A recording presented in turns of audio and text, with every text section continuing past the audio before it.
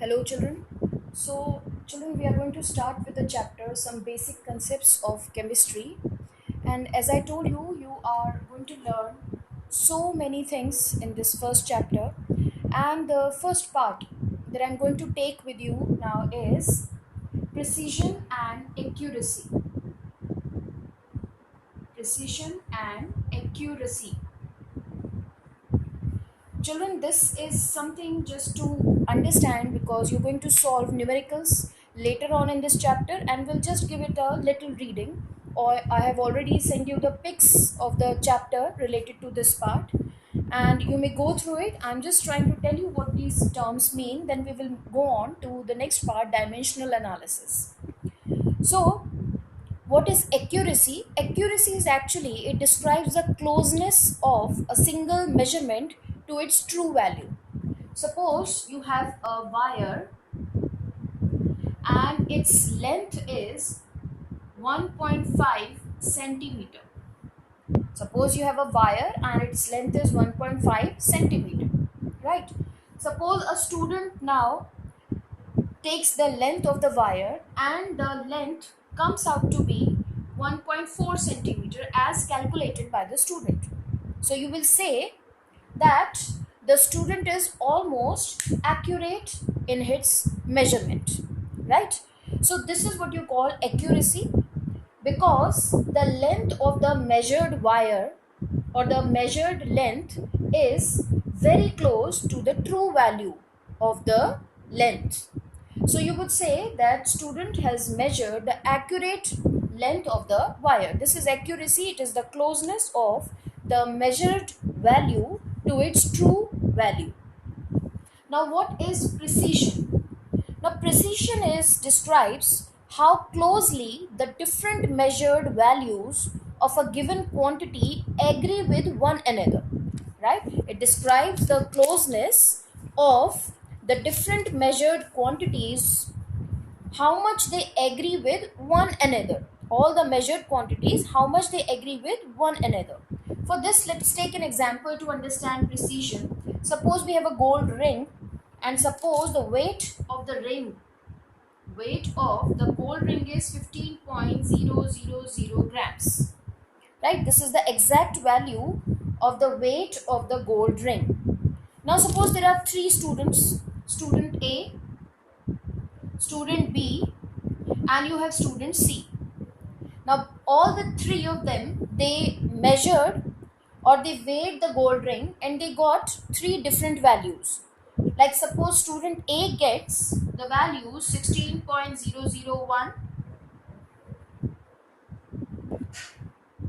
gram, second one gets 16.002, and the third value is 16.002 again. So the student A measured it thrice and he got these three values.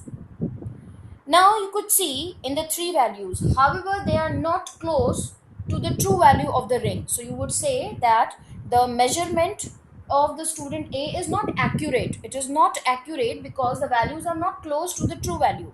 But you could see that the values are very close to each other. All the three measured values are close to each other.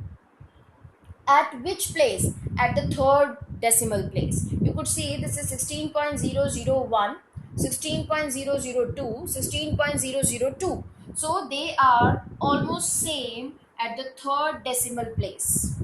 So student A's measurement, you would say it's not accurate, but you would say that they are precise because they are close to each other. Student B, he measured it and suppose he get the values to be 15.00 gram. Second value he got is 15.004 gram, and the third value he got is 15.008 gram. You could see that these values are far away from the accurate value also, true value, and they are not precise also, because they are not showing this value is 8, they are not showing closeness to each other also. You see, at the third decimal place the values are not same. It's 0, it is 4, it is is 8. So you would say that the student B's measurement are not precise at all. They are not closer to each other at all. So they are not precise. Student C. So student C's measurement was 15.00 gram. Second time he measured and he got the value 15.001, and the third time he got it 15.000 gram. So now the values of the weight of student C, right, they are accurate and precise both. Why they are accurate and precise? It is because they are very close to the true value, 15.000, 15.001 and 15.000. So the three values are very close to the true value also, and they are precise also. They are very close to each other also. So you would say that the measurement of the student C is precise also as well as accurate, right? So when you get any value or any in your measurement there is high precision, it does not mean accuracy at all. High precision means the different times you measured a value, they might be same to each other, but they are not close to the true value. So high precision does not always mean accuracy. So this is accuracy and precision is discussed in your first chapter, children. Now this you just need to understand. We come to another important part in this chapter, that is significant figures. Now again, this is something you have already done in maths or in physics also. Significant figures, right? Now what is significant figure? Significant figures are the sum of certain digits and one uncertain digit. It is the sum of certain digits plus one uncertain digits said to be significant figures, right? Suppose you have a vernier caliper and its least count is, suppose the least count of a scale is, let us say 0.1 centimeter. The least count of a scale is 0.1 centimeter. Now when a wire was measured using the scale, the different values that we got were 13.8, 13.7 and 13.9. What do you say over here? That all of them, the three values that we measured a wire and we got three values. Suppose we measured it thrice and three times we got these three values. The values are similar. First two digits are similar, but the the third digit is uncertain. So 1 and 3, in all the three digits are certain digits, but the last digit, that is 8 here, 7 here and 9 here, are uncertain digit. So this total sum of the certain and uncertain digit is said to be a significant figure. So in these, significant figure is 3. 2 certain digits and 1 uncertain, right? So these are significant figures. Now how would you find out the significant figures? There are certain rules for that, and how to understand what are the significant figures. The rules are, let us very quickly revise the rules because this is something you have already done in your previous classes. So rules for understanding the significant figures. How many significant figures are there? The rules are that all the non-zero digits are significant. All the non-zero digits are significant, right? Second, all zero in right of decimal are significant. 0 to right of decimal is also significant, right? All the zeros which are to the right of a decimal point are significant. Like suppose you have a value 4.00 and you're asked how many significant figures are there. So you will say 1, 2, 3, because these two zeros are to the right of the decimal, right? So you will say in this 4.00 value you have 3 significant figures. Suppose you have 8.000, how many significant figures? 1, 2, 3, 4. 4 significant figures, right? Then third, all zeros between non-zero digits are also significant. The zeros between non-zero digits are also counted in the significant figures. Like example, suppose you have 5.08. You're asked how many are the significant figures in this value 5.08. You will say 1, 2, 3, because this 0 lies between two non-zero digits.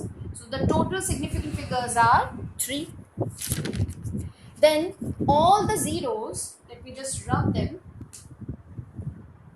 All the zeros before first non-zero digit are significant, right? All zeros before the first non-zero digits are significant, right? Suppose you are asked 0.04, how many significant figures there are? You will say 1.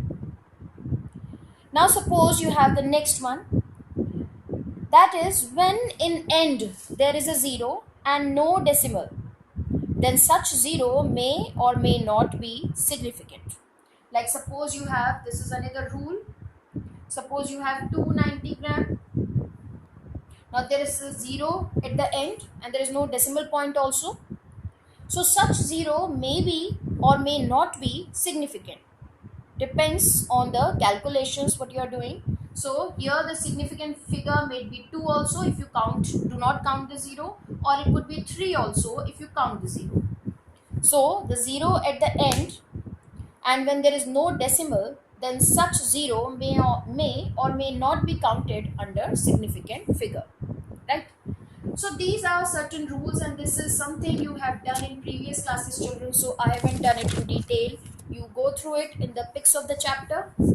Let us come to the next part, that is the exponential or scientific notation. Exponential or scientific notation. Now the bigger values or the bigger digits could be written in exponential form. So what is this exponential form? Exponential form is when you write a digit in this form, n into 10 to the power n. This capital N is referred to as digit term, and this small n as a power here is referred as exponent. This digit term, that is capital N, this value, it lies between 1.00 something and 9.999 something. So this n could be written as 1.00 means something and 9.9 something in decimals, right? In decimals. While this exponent n is always a whole number, it is always a whole number, and it could not be a decimal. This small n exponent cannot be a decimal, right? It is always a whole number. And when you calculate significant figures in exponential notation, then this n is not considered for calculating the significant figure. This is something you will keep in mind. Now, how do you write it? Like this very example that I told you is, like suppose you have 3.62 into 10 to the power 4, and this is a value which is written in exponential notation, and you're asked what is the significant figure here. What is the significant figure here? So what you will say, this is exponent, you will not count it under significant figure. So how many are the significant figures? 1, 2, 3. So you will say this value has 3 significant figures. So now children, when you add up the digits in values written in exponential form, then the exponents should be same, right? So you see this, suppose your example 6.234 into 10 to the power 4, and you are adding it up with 1.203 into 10 to the power 3. You add them up. These are written in exponential form. You see how they are written? This is digit term and these are exponents, power are exponents. So when you add them up, what is the rule you should keep in mind? That the exponents in both of them should be same, right? Either convert both of them to 10 to the power 3 or both of them to 10 to the power 4. So let us suppose we convert this to 10 to the power 4. So what do you need to do it? To convert it into 10 to the power 4 value. How would you do it? You just take this decimal 1 point back to the left. So it becomes 0.12, right, into 10 to the power 4. Right? You can write it like this, 0.1203, the whole value you can write into 10 to the power 4. Now the exponents have become equal and now you can add them. So you will add this value and this value now. So there are certain rules regarding this, that when you subtract them or you divide them, you have to make the exponents equal. So this way you need to do it, children. And these were the common things that you studied in this chapter. They were something you have already done in your previous classes. So just go through this. After that you have rounding off also. I hope you all know how to round off the values. I would not discuss them over here. This you had been learning since 6th class. So this was the first session in which we learned precision and accuracy. In the second session of the chapter, now we'll start with the unit conversions or dimensional analysis, right? Thank you.